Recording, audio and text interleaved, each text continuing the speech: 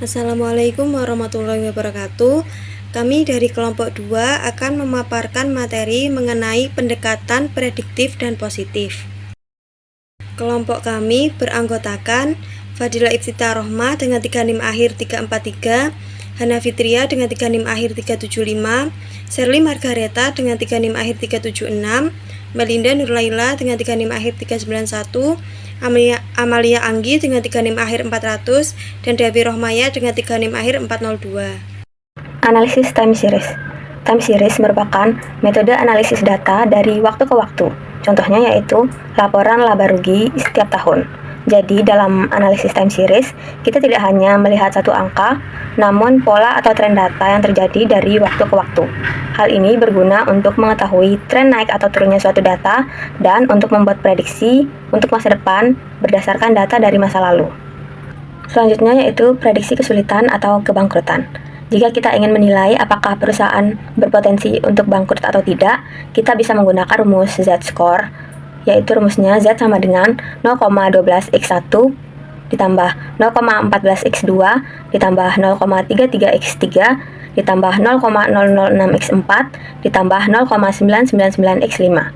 Jika hasilnya menunjukkan Z lebih dari 2,99, maka perusahaan dianggap aman atau tidak bangkrut. Jika Z kurang dari 1,81, maka perusahaan berisiko bangkrut. Dan jika hasilnya menunjukkan Z sama dengan 2,675, itu merupakan titik terbaik untuk meminimalkan kesalahan klasifikasi. Selanjutnya yaitu prediksi premi obligasi dan peringkat obligasi. Ada 4 faktor risiko obligasi. Yang pertama yaitu risiko gagal bayar, yang artinya perusahaan itu tidak mampu membayar utang pokok atau bunga obligasi kepada investor.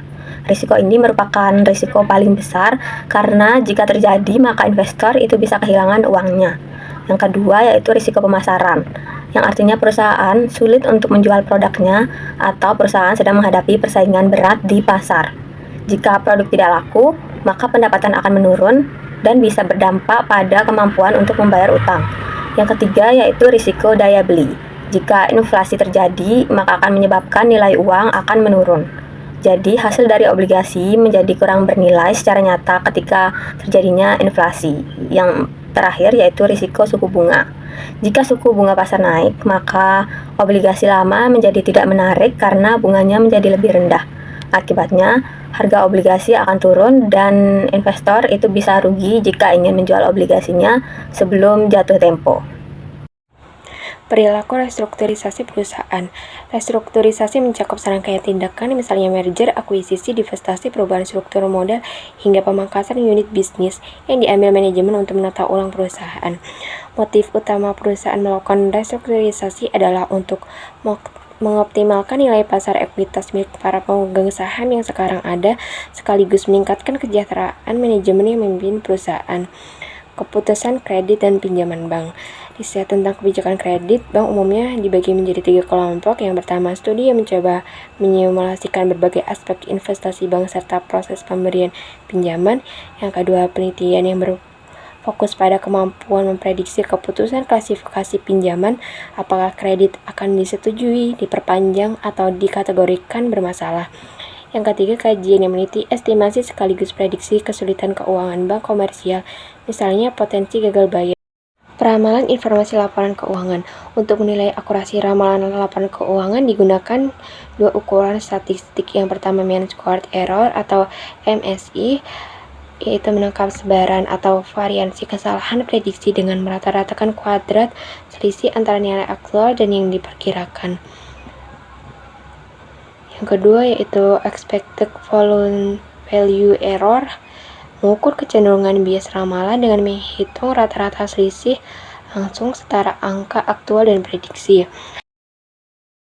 Jika positif besar, model cenderung memprediksi terlalu rendah atau bias ke bawah. Jika negatif, terlalu tinggi. Penelitian berbasis pasar atau market-based accounting research adalah pendekatan dalam akuntansi yang mengamati bagaimana pasar modal, terutama harga saham, bereaksi terhadap informasi akuntansi seperti laba bersih, laporan keuangan, atau perubahan kebijakan akuntansi. Tujuannya adalah untuk melihat apakah angka-angka akuntansi ini benar-benar mencerminkan nilai perusahaan dan berpengaruh terhadap keputusan investor. Hubungannya dengan prediksi reaksi pasar yaitu memperkirakan bagaimana harga saham akan berubah setelah munculnya suatu informasi akuntansi. Jika informasi tersebut dianggap penting dan relevan, maka harga saham akan langsung merespon baik naik ataupun turun. Semakin kuat keterkaitan antara data akuntansi dan reaksi pasar, maka semakin akurat juga prediksi tersebut. Peran pasar modal dalam penelitian akuntansi yaitu dapat dilihat sebagai tempat yang memungkinkan investor untuk menilai informasi akuntansi secara langsung, menyesuaikan nilai saham berdasarkan ekspektasi masa depan, serta dapat menukar klaim ekonomi yang berupa saham obligasi dengan efisien. Jadi di sini saya akan menjelaskan terkait efisien market hypothesis. Nah, efisien market hypothesis ini menyatakan bahwa harga saham itu mencerminkan seluruh informasi yang tersedia, baik informasi yang bersifat publik, historis, maupun bersifat private. Nah, dengan demikian, tidak ada investor yang akan secara konsisten mendapatkan keuntungan di atas rata-rata pasar dengan hanya menggunakan informasi yang tersedia. Nah, hipotesis efisien market ini tuh memiliki 3 bentuk. Yang pertama adalah bentuk lemah, bentuk semi kuat, dan bentuk kuat. Bentuk lemah ini merupakan bentuk yang diasumsikan bahwasanya seluruh informasi historis seperti data harga saham, volume perdagangan telah tercermin dalam harga saham saat ini. Yang kedua, bentuk semi kuat. Bentuk ini tuh diasumsikan bahwa harga saham ini mencerminkan semua informasi publik yang tersedia termasuk dalam laporan keuangan, berita ekonomi, dan juga pengumuman perusahaan.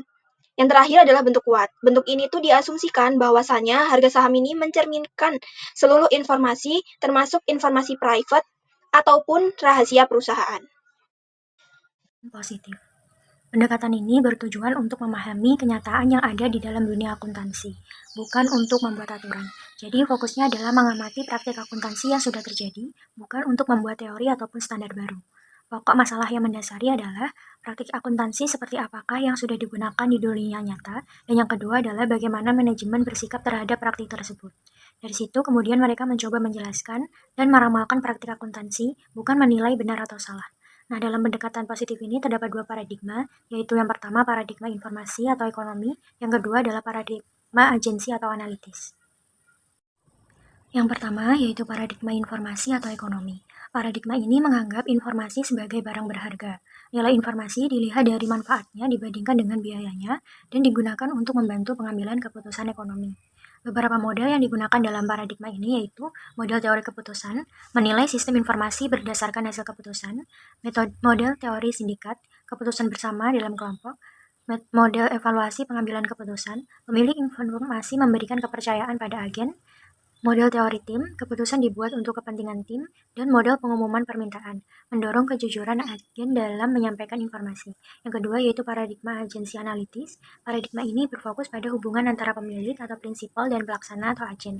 Masalah bisa muncul karena perbedaan informasi dan kepentingan. Teori akuntansi positif. Teori akuntansi positif adalah suatu kerangka konseptual dalam studi akuntansi yang berfokus pada deskripsi, penjelasan, dan prediksi perilaku aktual yang terjadi dalam praktik akuntansi. Adapun pendekatan yang digunakan dalam teori akuntansi positif adalah pendekatan ekonomi dan perilaku. Pendekatan ekonomi sendiri yaitu berkaitan dengan biaya dan manfaat atas penggunaan metode akuntansi dalam penyampaian laporan keuangan, serta pengaruh hasil pelaporan keuangan terhadap internal dan eksternal perusahaan dari segi ekonomi. Sedangkan pendekatan perilaku berkaitan dengan pihak manajemen yang memiliki kebebasan untuk memilih berbagai alternatif dari kebijakan akuntansi yang ada dalam hal penyampaian laporan keuangan. Karakteristik utama dari teori akuntansi positif adalah yang pertama ada deskripsi dan empiris. Teori ini bersifat deskriptif, menggambarkan fenomena yang ada, dan empiris menggunakan data dan fakta empiris untuk mendukung pengamatan dan analisis.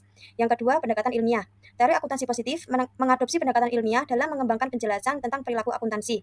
Ini melibatkan formulasi hipotesis, pengumpulan data, dan pengujian empiris untuk mengonfirmasi atau menyanggah hipotesis. Yang ketiga, fokus pada keterlibatan pihak.